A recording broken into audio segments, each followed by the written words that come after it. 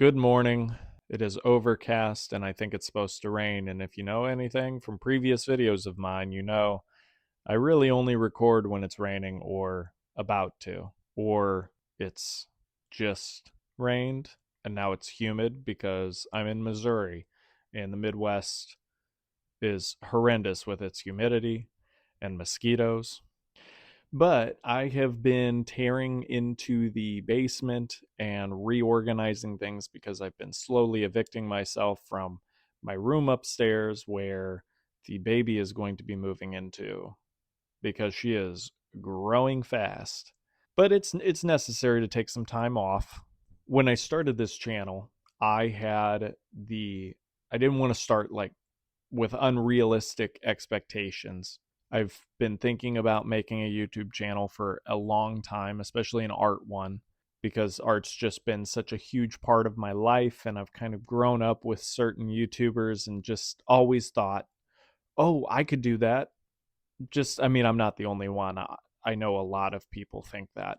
And I finally took the plunge after thinking about it for a long time. When I started, the baseline, first I didn't want it to consume me, which is very hard to do when you're learning something new and you really want it to work out, so you kind of put your all into it.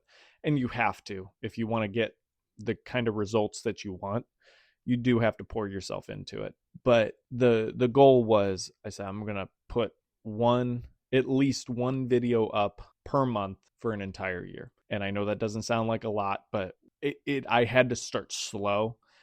Otherwise, it's like going to the gym and you do everything on day one and then you're sore and you don't want to go back. I said 12 videos a year is the goal, at least. Longer form videos, not the shorts. And I'm not very good with the shorts. I'm trying to be better. But I think I'm 4 months in, and just this last week I uploaded my 13th. This will be my 14th, and kind of impressed with myself. I have to give myself a pat on the back because I thought it was kind of an accomplishment, because this is something that I've thought about for a long time, and I'm kind of proud of myself. I stuck with it, still doing it. I'm having a good time. I'm learning a lot. I never went to school, so I'm doing all of this. It's as kind of like an art school, basically giving myself homework because I've never had to make art, with the exception of doing, some commissions here and there. I've never really made art on a strict schedule. And I know to do something and get good at it, you have to do things a lot and you have to do things to completion. And giving myself these assignments to kind of complete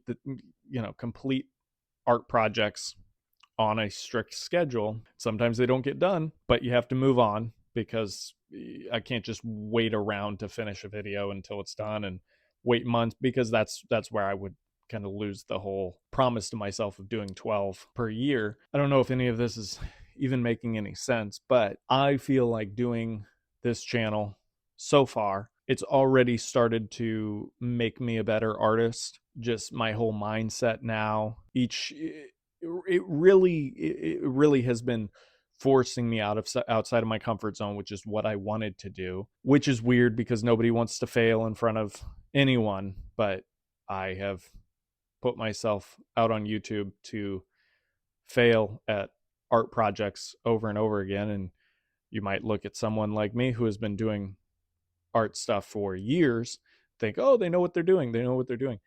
And in my mind, I know what I'm doing. I know how to use the projects. But when it comes to execution and doing something you've never done before, working in a different style or something like that, because I really, so far, I haven't done anything on the channel with how I normally would work. And I think the reason being is I have kind of thrown how I would normally work out the window, and I'm trying to change my whole approach. In cleaning out the basement, I came across a few, I don't know, older pieces that are unfinished.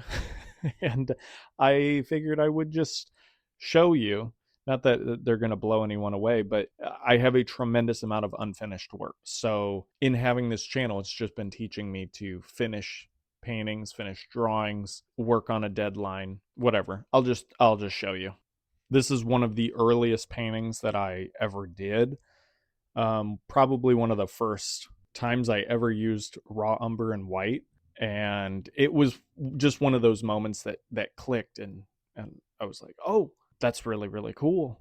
That's really really cool. It makes it look like the beginning stages of a real painting. And then I just didn't finish it. There's this guy, which is a video game character that I painted years ago, just in black and white. The normal thing is in color. I love monochromatic stuff. It's a good way of hiding your fear of painting in color. And it still kind of looks flashy. I was kind of proud of where this was all done. I just did this one in like one sitting. And I said I would come back to it, which is famous last words, and I didn't. But I still have it. It's just on a panel. I love painting people, but it's kind of neat. It's kind of neat. Some hands. I love some hands. I love not finishing things. Used to. It's not me now. Maybe I will finish this. This was from a reference on Pinterest that I found and thought it looked super elegant. And, said I was going to come back to it. Never did. A lot of these are just underpaintings that I could just come back to and finish up. And maybe I will for a video. Maybe I'll do a 3-hour video where I come back and finish all of these old paintings of mine. This is where I lose all the realist painters who might be watching, might not be watching.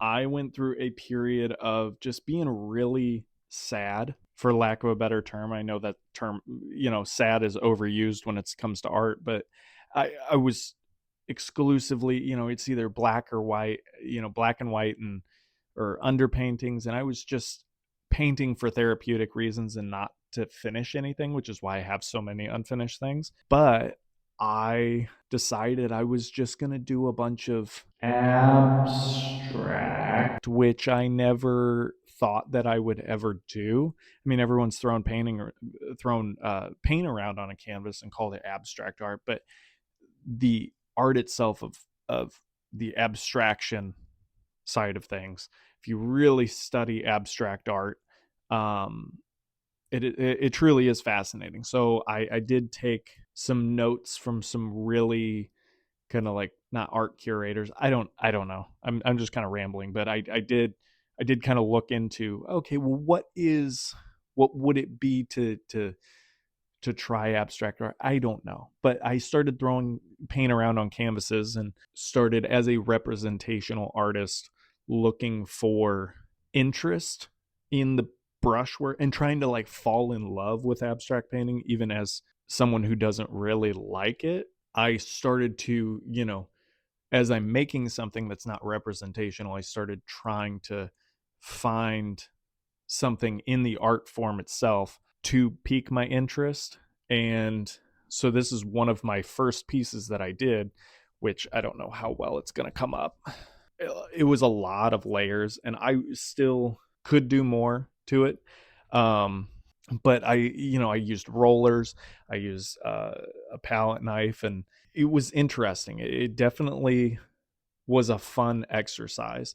And cool thing about abstract painting is it gives you a reason to paint really, really big.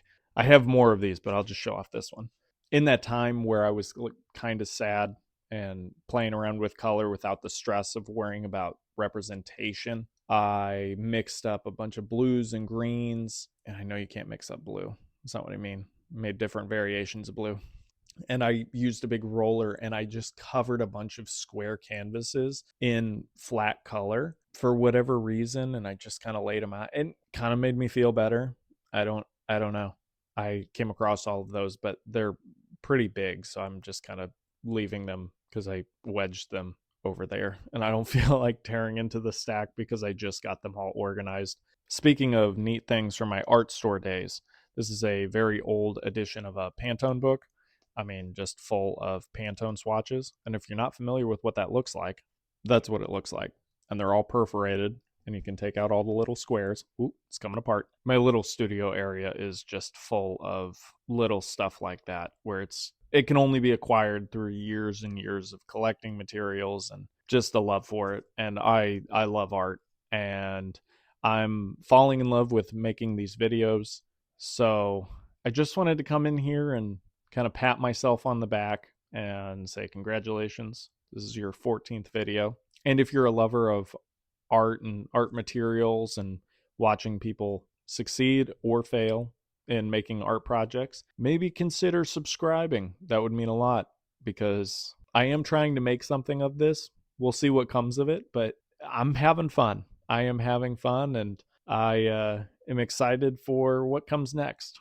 So I will see you guys in the next one.